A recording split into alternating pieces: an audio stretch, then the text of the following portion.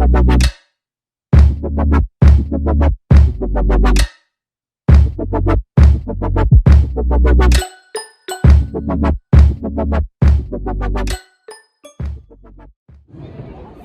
حفلة اليوم سنقدم تقريبا مستوى السادس ابتدائي. صباح الخير جميعا وعودة ميمونة.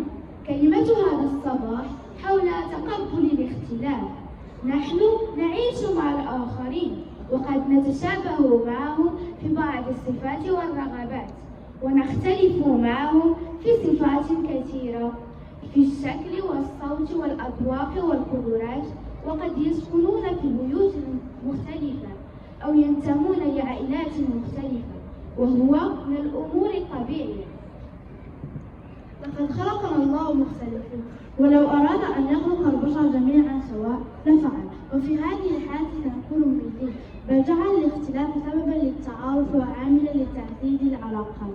قال الله تعالى في كتابه العزيز: يا أيها الناس إنا خلقناكم من ذكر وأنثى وجعلناكم شعوبا وقبائل لتعارفوا إن أكرمكم عند الله أتقاكم. وقال صلى الله عليه وسلم: لا فضل لعربي على عجمي، ولا لعجمي على عربي، ولا لأبيض على أسود، ولا لأسود على أبيض، إلا بالتقوى. إن تقبل الآخر يعني احترامه مهما كان الاختلاف، وتجنب الاستهزاء والسخرية وعدم التهميش، لأن هذه الأمور تتسبب في مشاكل أهمها الحالات النفسية. وعلى الشخص الآخر أن يتقبل نفسه وشكله قبل أن يفكر في جعل الآخرين يتقبلونه، وأن يفكر في صفاته المختلفة التي بلا شك تجعله متميزا. والآن رددوا معي: نحن لسنا نسخة طبق الأصل، فالاختلاف كالألوان يكمل لوحة الحياة.